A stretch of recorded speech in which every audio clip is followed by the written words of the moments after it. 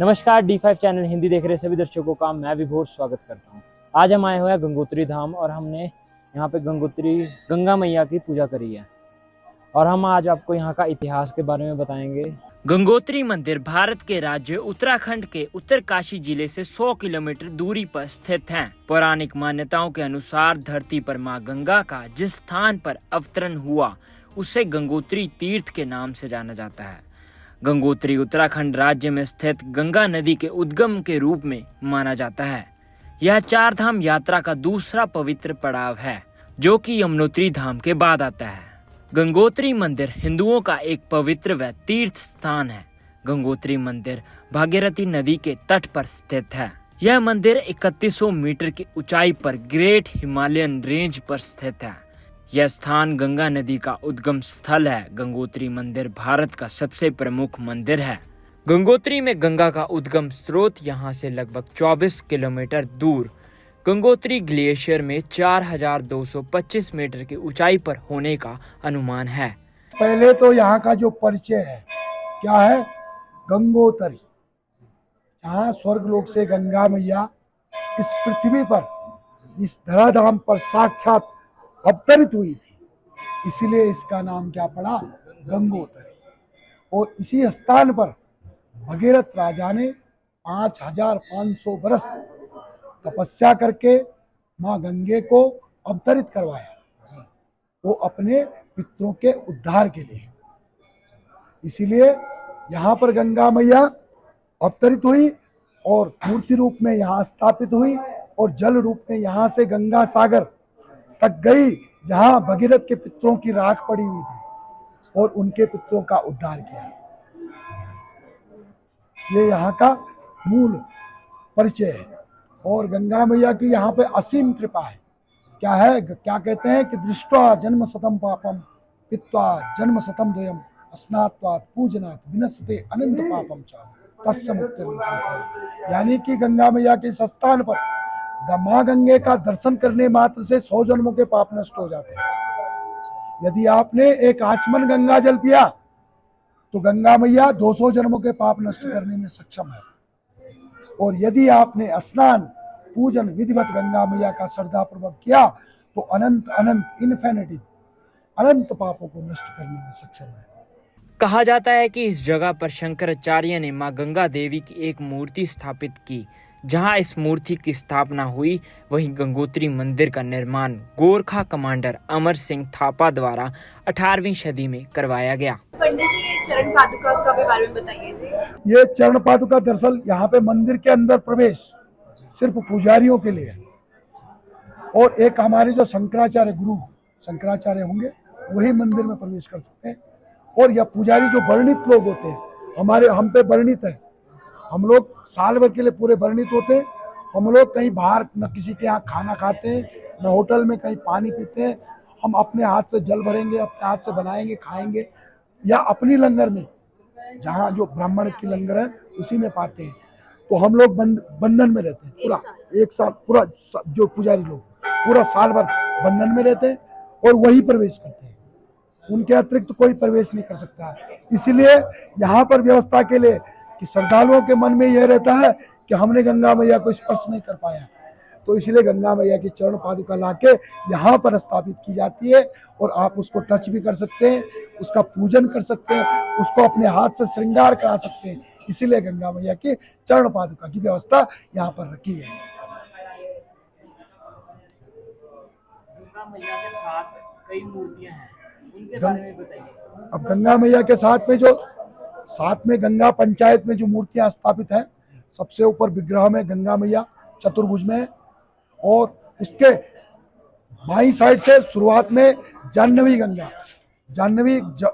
गंगा का ही स्वरूप है। जब जन्नू ऋषि गंगा मैया को आचमन कर गए और उन्होंने अपने दाहिने कान से प्रवाहित किया तो उसका नाम क्या पड़ा, जाह्नवी। जैसे गंगा मैया को लाने में, जब गंगा मैया शिवजी की जटा में आई तो जटा शंकरी कहलाई, और उससे एक लट खोलकर जब भगीरथ के पितरों के उद्धार के लिए छोड़ी गई, उसका नाम पड़ा भागीरथी। उसको नाम दिया गया भागीरथी। उसी को जन्नू ऋषि पी गए, जाह्नवी। और गंगा मैया के 1 सहस्त्र नाम है। 1000 नाम, ठीक है। और गंगा मैया स्वयं भुवनेश्वरी, जो अखिल ब्रह्मांड की रचना करने वाली जो देवी है वही गंगा है, क्योंकि ये तीनों देवताओं का एक ही रूप है। विधि हरि रूपम सिंधु कोटि रुचम, विधि मनी होता ब्रह्मा, हरिमन विष्णु, हरमन शिव, इन तीनों का जब एक रूप हो जाए, इन तीनों का एक मिश्रण बन जाए, वही गंगा है। इसीलिए गंगा में असीम शक्तियां, और गंगा मैया के साथ जाह्नवी, जमुना, भगीरथ, सरस्वती, अन्नपूर्णा, महालक्ष्मी, दुर्गा, और आगे गणेश जी है, और हिमालय राज है। हिमालय राज को वो माँ गंगे का और पार्वती जी का पिता कहा जाता है,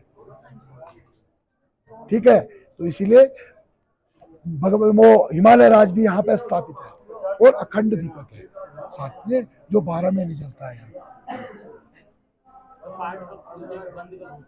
कपाट का यहाँ पर कपाट खुलने का एक निश्चित मुहूर्त है। वैशाख की आकातीज अक्षय तृतीया, उस दिन ही पट खुलेगा।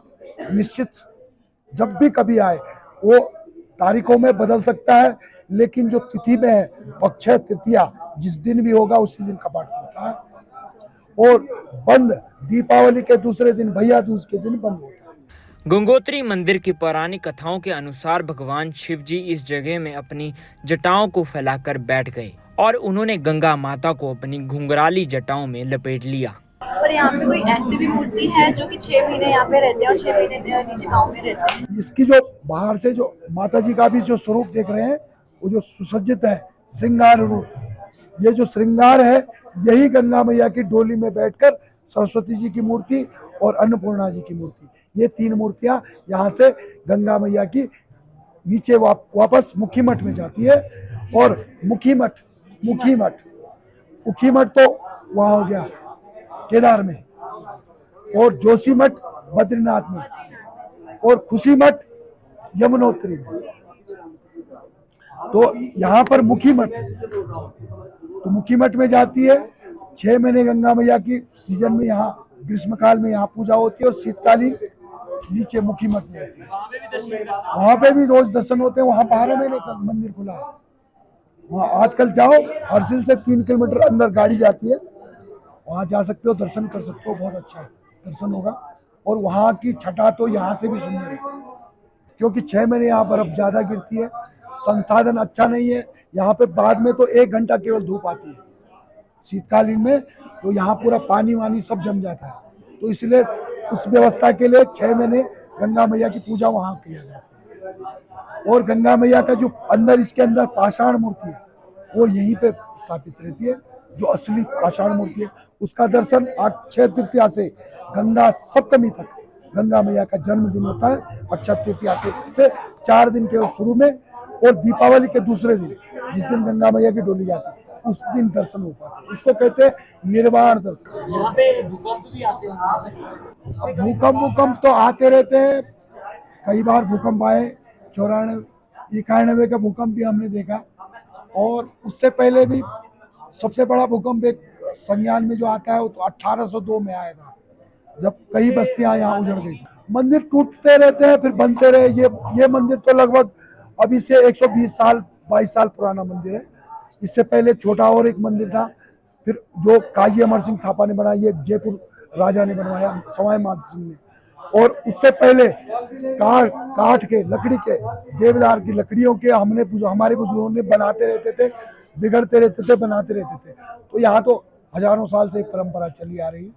और गंगा मैया का गंगा उतरी इति गंगोत्री, ये स्थान गंगा मैया का अवतरण का स्थान है। गोमुख पहले यही था सतयुग में, अब ग्लेशियर पिघल कर आज से 19 किलोमीटर पीछे चले गए। 4 धाम यात्रा ने जब कुरुक्षेत्र युद्ध हुआ था, तो अपने पापों का हरण करने के लिए, वो प्रायश्चित करने के लिए हिमालय में आए। तो गंगा मैया को हमारे इसमें एक कहावत कही जाती है, क्या है कि गंगा बड़ी भागीरथी। गंगाओं में सबसे बड़ी कौन है? भागीरथी गंगा। और तीर्थ बड़ा केदार, और छाला बड़ा समुद्र का, बीच जो सबसे किनारा जो सबसे बड़ा होता है समुद्र का। और पाप कटे हरिद्वार, हर मनी शिव। वो हरिद्वार जो है ना, हरिद्वार अपभ्रंश है, उसका नाम है हरिद्वार। हरमनी शिव, शिव का द्वार, और ये शिव पूरी जो हिमालय की धरती है शिव का घर है, ये शिव जी का घर है। इसलिए पाप काटने के लिए आदमी यही आता है चार धाम करने के लिए। जिसको भी जो भी पापों का नाश करना है, इसीलिए इस चार धाम की यात्रा करने आता है।